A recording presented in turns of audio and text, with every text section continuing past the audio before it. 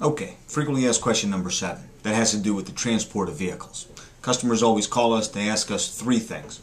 Can you arrange the transportation of the vehicle to my door? How much does it cost me? And how long will it take?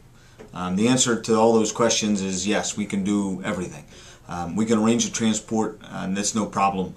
Here at eImports, we sell about 80% of our vehicles to long-distance customers, so we're very accustomed to arranging transportation. We can give you a shipping quote, usually over the phone. Most destinations we ship to weekly. And as far as time frame goes, it depends on your location.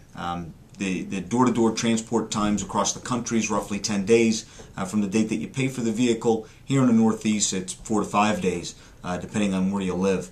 As far as the quotes go, give us a call. Transportation quotes do change daily. The price of fuel for diesel trucks changes daily, so their price of transport changes.